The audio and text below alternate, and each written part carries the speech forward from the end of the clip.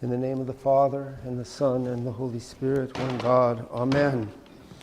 All right, so let's continue where we left off. So last time we looked at verses 2 and 3 and saw that Saint Maximus presents a kind of ladder, a kind of way to ascend, starting with the fear of God, or starting with faith.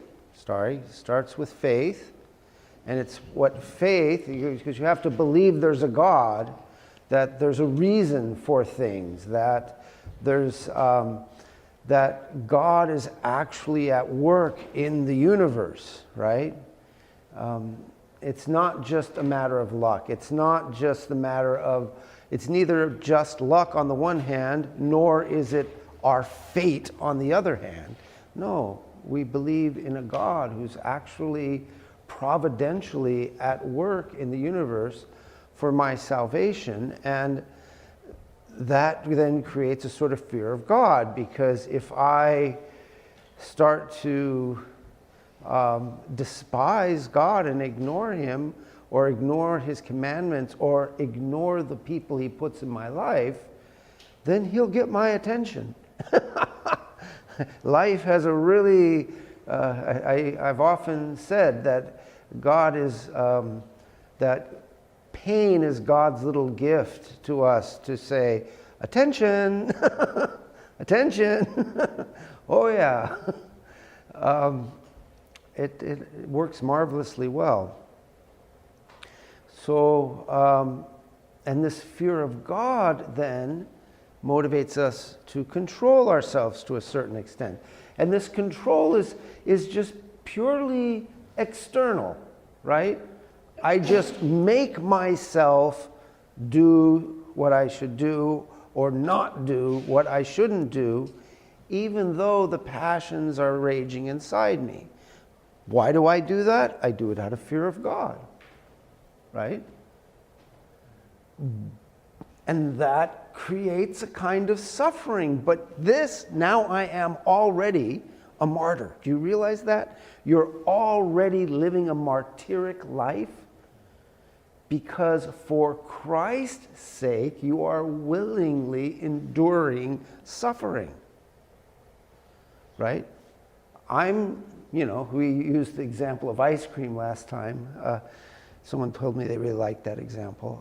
But I'm using ice cream as this huge image of all the kinds of things that passions that attack us, right?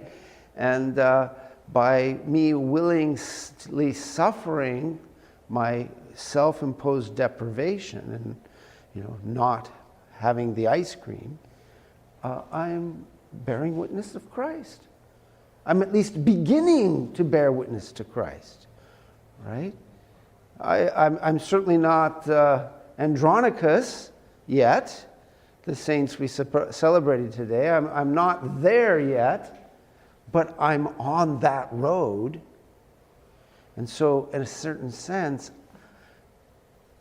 I'm going that way. I'm being saved, right? And what that produces a kind of hope in God, right? I have this hope in God. And that hope in God shifts my perspective away from the pain or the discomfort or the fear or whatever the thing is that I'm resisting inside me. Anger. Turns my attention away from it to God, who is my hope. And so I begin to despise, in the true meaning of the word. Not despise in the sense of hate, but despise in the sense of not even think it's worth my attention. Like St. Paul says, I consider the sufferings of this life not even worthy to be compared to the glory that's going to be revealed. There's a man with intense hope in God, right? And that's what happens when we begin to endure a certain suffering for Christ's sake. we begin to gain this kind of hope that St. Paul had. And the fruit of that hope is dispassion, right? The fruit of that hope is suddenly I'm not craving ice cream like I used to. And if the craving does bother to lift up its head, I despise it. It doesn't mean anything, right? You know, very holy saints, like one of my favorite examples is Moses the Ethiopian. After many years of very hard, very strict asceticism, still were tempted by thoughts of sexual sin. But he despised them. And then eventually his father, his spiritual father said, enough of this, laid hands on him, and he never was tempted with it again. After many years, right? So this idea that dispassion doesn't mean that you don't have the thought or don't notice that your body is drawn a certain direction or you don't notice that someone's annoying you. No, you notice all that stuff. You just despise it. It doesn't mean anything to you anymore because your hope is in God and your attention is there. And like you say, it may happen like it did happen to Moses, and I've known it to happen to people where, God takes away your appetite for ice cream or whatever the thing is, right? And I've known people who have really hated, and that hate over decades was transformed into pity, which is a big kind of love. Pity is a kind of love. So that can really happen. I've known people that that's happened to. So, but again, it's this process, it's this ladder that Maximus, and then dispassion blossoms into love, right? As St. Anthony the Great is famous for saying, I used to fear God, now I love him. Right? That it starts in one place, faith and the fear of God that's produced, but it matures into just complete entrustment with God. In fact, you even get saints like some of the contemporary saints. I believe it was Father Roman, who I don't know if he's declared a saint yet, but prison camps in Eastern Europe, that terrible, terrible experience. And in his book, or maybe it was Father Borga of Romania, I don't remember which one said this in his book, says, I am pleased to go to hell if that's where the love of God sends me. Of course, this is a man who already spent 25 years in hell in communist prison camps, right? I mean, what's worse than that? And, right? But he encountered the love of God there, so he's dispassionate about it, right? Because he's caught up in the love of God. All right, so that's what we talked about last time. And then, so today we're going to continue with, I hope we can get through 4 to 7 or 4 to 8 today of St. Maximus's first 100 sayings on love. Now, what he's going to do in verse 4 is pick up the theme from the very first verse. So the very first verse was, love is a holy state, disposing it to value knowledge of God above all created things. And so in the next 10 or 12 verses, he's going to talk about what it means to value and what the knowledge of God is. And so he's going to start by talking about what it means to value. So in verse 4 it says, the person who loves God values knowledge of God, right, more than anything created by God. So that's just a paraphrasing of the first verse, right? He's just saying it again.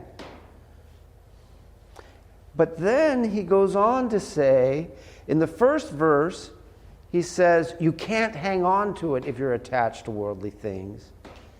Here he says, you value the knowledge of God more than anything else, and you pursue such knowledge ardently and ceaselessly. I find pursue a real important word here. Because what's interesting about what do you pursue, right? If I have something, then I'm not pursuing it. Right? And so he's talking about the person who loves God has this state already in it where it values the knowledge of God above all things, which he says in verse 1. But now in verse 4 he's saying, and is pursuing it. So you both have it and you don't have it. Because God is infinite. God's really big. Right? Really big. In fact, St. Gregory of Nyssa went so far as to say something along the lines of, we have to begin. We have to make a beginning and take a first step towards God. Not being depressed by the fact that this is about our millionth first step, and there's about 1 billion more first steps to go. We keep making the first step, right? But the reality is, each time I make the first step, which may seem to me to be exactly the same first step I made 10 minutes ago, 10 hours ago, yesterday, the day before, it's not exactly the same first step. Because I'm not exactly the same person I was 10 minutes ago. The circumstances of my life are not exactly the same as they were 1 hour ago.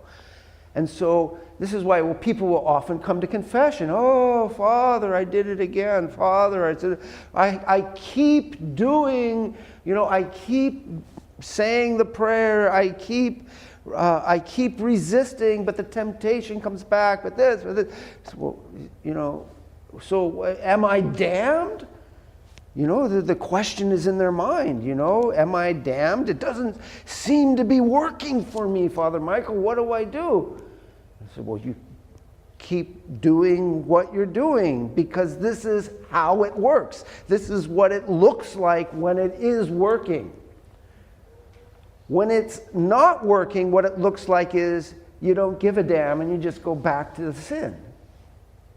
That's what it looks like when it's not working.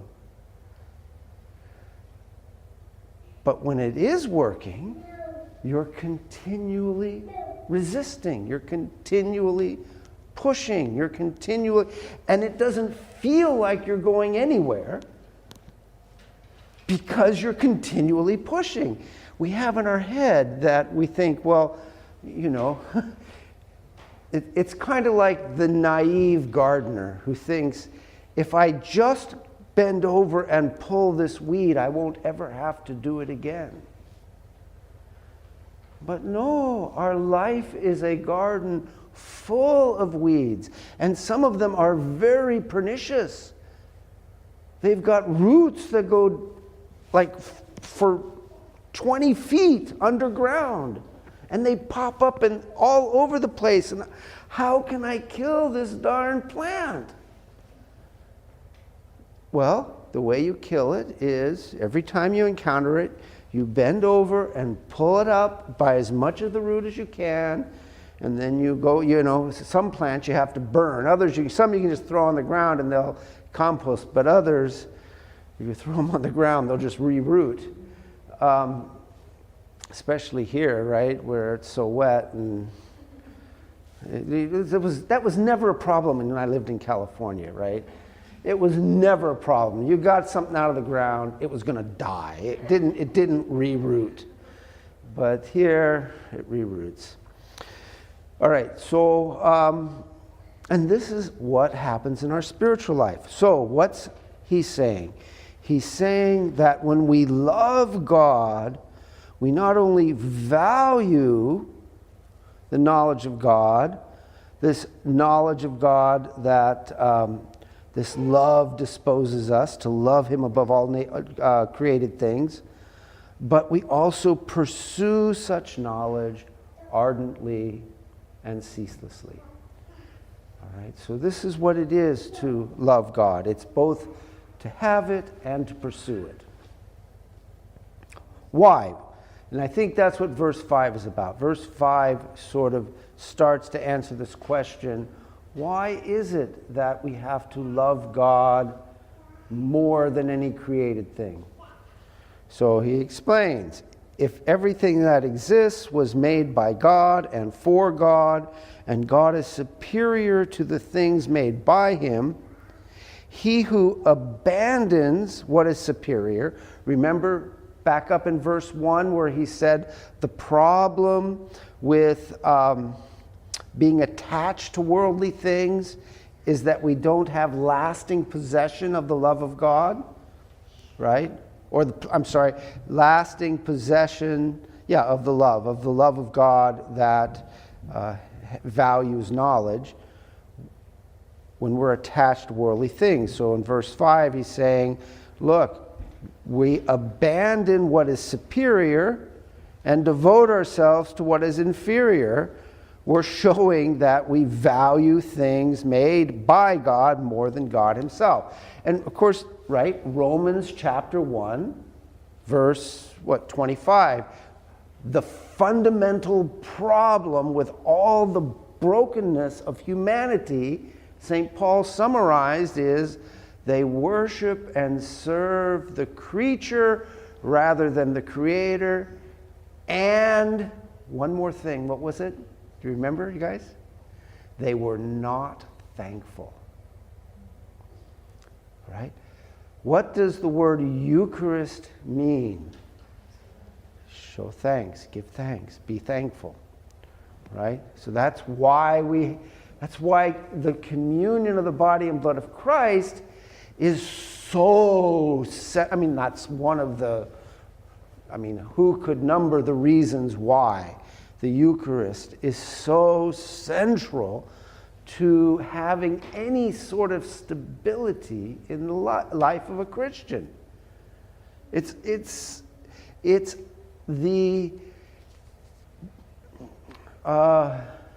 way par excellence that we give thanks. It's how we give thanks. It's the way God gave us to give thanks. Look, if you don't want to give thanks, fine. But if you're going to give thanks, do it this way. This is the way he's given us to give thanks. And so we come and we stand and we say the prayers and we bring our offerings, right? Because part of giving thanks, right? In the Old Testament, they called it a thank offering, right? We bring our offerings. And I was explaining to Philip earlier, in the old days, they used to have a room in the entrance on the west end of the church where people came and they brought all their bread and wine and vegetable, whatever they were offering to God, they brought, right? And they even had a deacon there. Could you imagine if we did that these days? You come into church and there's a deacon there saying, okay, what you bringing? And collects it. What are you bringing? Right?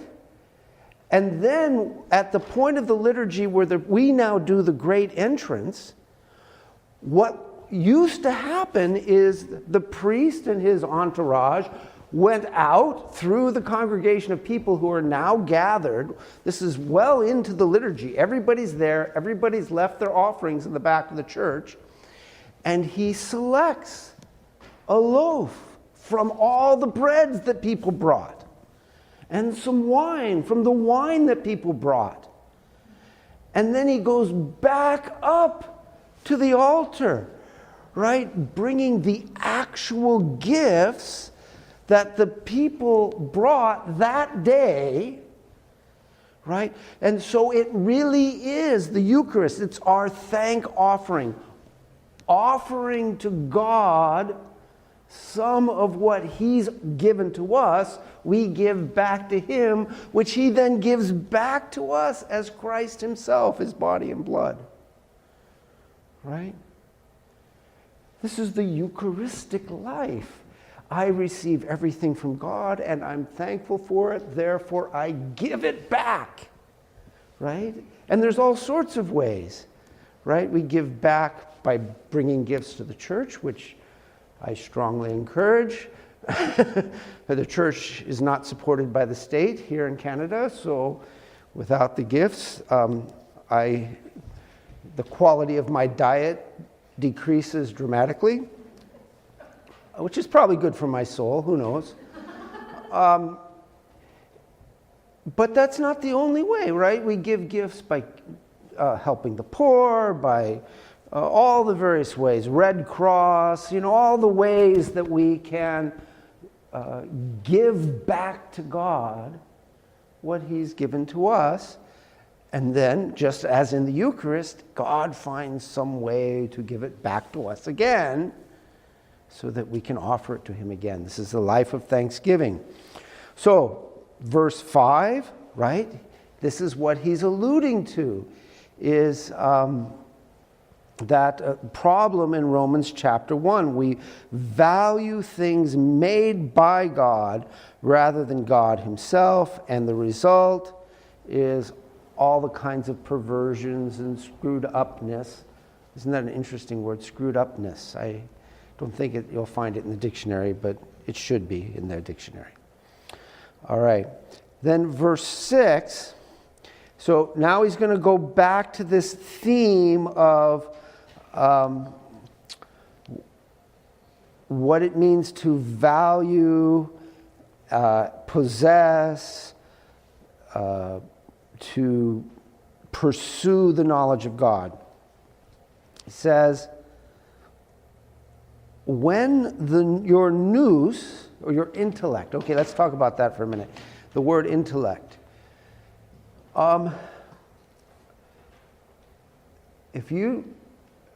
When you go to university, just about everybody who goes to university has to take a psychology class, Introduction to Psychology. Psycho, the first word is the word soul. It's the words about the soul, psychology, that's what it means. And it's sort of the contemporary understanding of how our inner workings are, how our mind works. And presents a very, very different view from how the church understands how our mind works. Okay?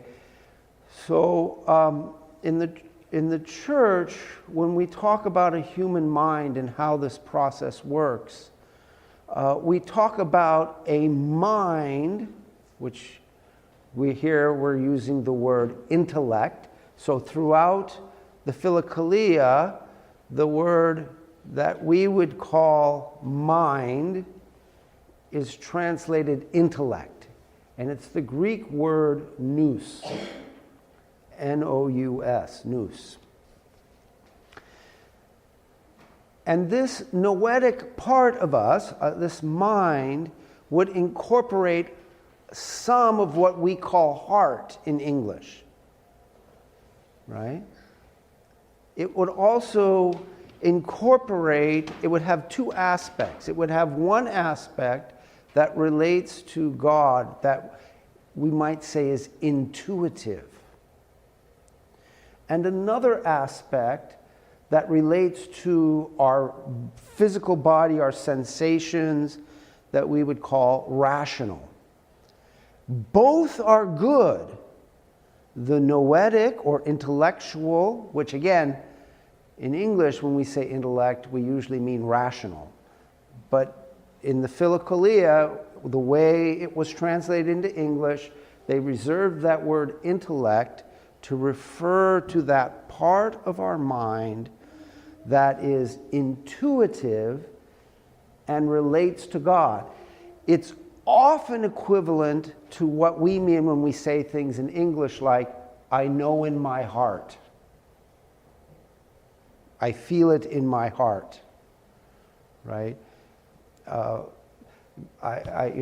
Jesus is in my heart, that sort of thing.